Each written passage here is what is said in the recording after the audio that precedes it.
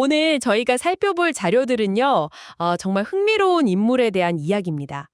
신분이 전부였던 시대에 천민에서 왕의 과학자가 된 사람. 네, 바로 장영실이죠. 맞습니다. 장영실.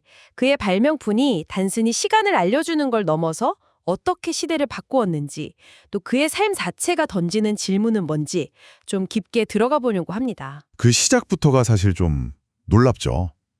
어떻게 노비 신분에서 조선 최고의 과학자가 될 수 있었을까? 이게 핵심 질문이 아닐까 싶어요. 그러니까요, 재능만으로 그 벽을 넘을 수 있었을까? 정말 궁금합니다. 기록을 보면 출생 연도가 정확하진 않아요. 대략 1390년대 후반, 그쯤으로 추정하는데요. 아버지는 양인이었는데 어머니가 기생 출신의 관노비였어요. 아, 그래서 당시 법 때문에 자동으로 노비 신분이 되었군요. 네, 당시엔 천자수모법이라고 해서 어머니 신분을 따랐거든요. 그러니까 과거 시험은 당연히 못 보고 자기 이름을 역사에 제대로 남기기조차 어려운 그런 환경이었죠. 그런 환경에서도 재능은 숨길 수가 없었나 봐요. 맞아요. 어릴 때부터 손재주가 유난히 뛰어났다고 해요. 특히 천문 관측 도구나 시계 같은 거 그런 거에 관심이 많아서 혼자 막 만들어보고 그랬다고 전해지거든요. 그 특별한 재능이 결국에는 기회를 만들었네요. 세종대왕과의 만남으로 이어지잖아요. 네, 동래현 관청 소속 기술자로 일하다가 그 능력을 지방관리가 알아보고 추천한 거죠. 근데 이게 중요한 게 당시 세종대왕이 과학기술 발전에 엄청 관심이 많았고 신분보다는 재능을 우선시하는 정책을 폈어요. 정말 파격적인 결정이었겠네요. 그 시대 분위기를 생각하면. 그렇죠.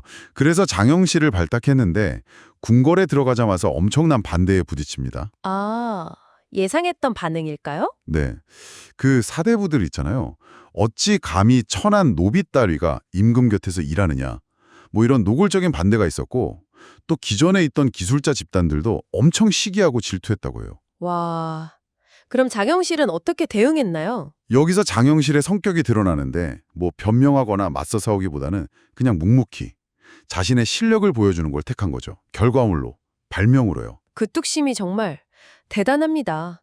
그리고 그 결과물이 바로 1434년에 나온 그 유명한 자경루인 거고요. 네, 맞습니다. 자경루. 이게 그냥 물시계가 아니에요. 정말 특별한 발명품인데 어떤 점에서 특별한 건가요? 핵심은 자동 15장치라는 거예요. 단순히 물의 흐름으로 시간을 재는 걸 넘어서 딱 정해진 시간이 되면 스스로 종치고 북치고 징을 쳐서 시간을 알려주는 거죠. 자동으로요. 와, 자동으로요? 그 시대에? 네, 이게 동아시아 최초의 자동 물시계였어요. 그러니까 세종대왕이 오랫동안 바라던 거거든요. 온 백성에게 정확하고 객관적인 시간을 알려주는 것. 이걸 장영실이 딱 실현해 준 거죠. 이야, 그야말로 혁신이네요. 이걸 계기로 진짜 과학자로 인정받게 된 거군요. 그렇죠. 단순 기술자가 아니라 이제는 정말 과학자로 대우받기 시작한 겁니다. 자경로 성공 이후에는 정말 창의력이 폭발해요. 어쩐 발명품들이 또 있었죠? 천문 관측 기구인 혼천해라고 좀 복잡한 게 있는데 그걸 만들고 또 이걸 좀 더 쓰기 쉽게 간소화한 간의라는 것도 만들었고요. 아, 천문학 쪽으로도 깊이가 있었군요. 네, 그리고 또 유명한 게 해시계, 앙부일구. 이건 특히 의미가 있는 게 백성들이 쉽게 볼 수 있도록 시장 같은 공공장소에 설치했어요. 아, 시간을 일부 계층만 아는 게 아니라 모두가 알 수 있도록요? 맞습니다. 약간 오늘날 공공 와이파이 같은 느낌. 정보 접근성을 확 높인 거죠. 그리고 또 하나 빼놓을 수 없는 게 바로 치국이죠. 치국이 세계 최초의 강운항 측정기라고 알고 있습니다. 네, 맞아요. 이게 단순히 비가 얼마나 왔는지 재는 기구가 아니에요. 이걸로 얻은 객관적인 강우량 데이터를 가지고 뭘 했냐면 그의 농사가 잘 될지 안 될지 예측하고요. 아, 농사에 직접적인 도움이 되도록. 그렇죠. 그리고 더 나아가서 이걸 근거로 세금을 합리적으로 조정할 수 있게 된 거예요. 풍년이면 좀 더 걷고 흉년이면 감면해주고 과학적인 데이터가 국가 행정의 공정성까지 높인 거죠. 와, 진짜 대단하네요. 단순한 발명가를 넘어서 사회 시스템에까지 영향을 미친 거군요. 네, 장영실의 발명은 그런 의미가 있습니다. 조선이 어떤 기상, 천문, 시간관리 시스템의 기틀을 마련하는데 결정적인 역할을 한 거죠. 그런데 그렇게 대단한 업적을 남겼는데 그의 마지막은 좀 허무하다고 해야 할까요? 너무 갑작스럽게 기록에서 사라지잖아요. 네, 그게 참 안타까운 부분이죠. 1442년인데 세종이 타는 가마, 어가가 부서지는 사건이 발생해요.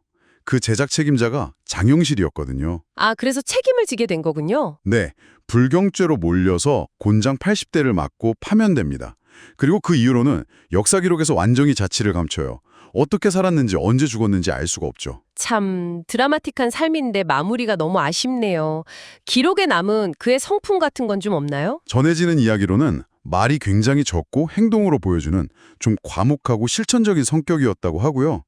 늘 겸손해서 자신을 백성을 위한 도구일 뿐이다 이렇게 칭했다고도 해요. 와, 겸손하기까지. 네.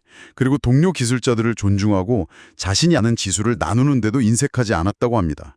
결국 이 사람은 신분이 아니라 기술로 자신을 증명하려고 했고 그 기술로 백성들의 삶을 더 낫게 만들겠다는 뚜렷한 목표의식이 있었던 거죠. 결국 정리해보면 장영실은 정말 뛰어난 재능이 있었고 또 그를 알아본 세종이라는 군주를 만나서 신분 제도의 한계를 뛰어넘은 인물, 조선 과학의 황금계를 이끈 주역이라고 할 수 있겠네요. 맞습니다.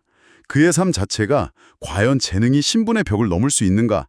이 질문에 대한 하나의 강력한 대답 같아요. 그렇죠. 그리고 시대를 초월해서 우리에게도 많은 생각을 하게 만들고요. 네, 불가능해 보이는 상황 속에서도 어떤 신념, 가능성을 믿고 나아가는 것의 힘, 그리고 기술이라는 것이 어떻게 세상을 이롭게 할 수 있는지 그런 근본적인 질문을 던져주는 것 같습니다. 오늘 장영실의 놀라운 삶과 업적을 함께 따라가 봤는데요. 마지막으로 이 방송을 듣고 계신 당신께 이런 질문을 던져봅니다. 장영실처럼 어쩌면 우리를 둘러싼 어떤 한계나 제약을 뛰어넘어서 혁신을 이루려면 지금 우리에게 가장 필요한 건 뭘까요? 또 기술로 사람을 돕는다는 그의 신념이 오늘날 우리 사회에는 어떤 의미와 영감을 줄 수 있을지 한번 생각해 보시면 좋겠습니다. 오늘 저희가 함께 나눈 이야기가 당신의 마음에 작은 울림이 되었기를 바랍니다. 다음 탐구에서 또 흥미로운 이야기로 찾아뵙겠습니다.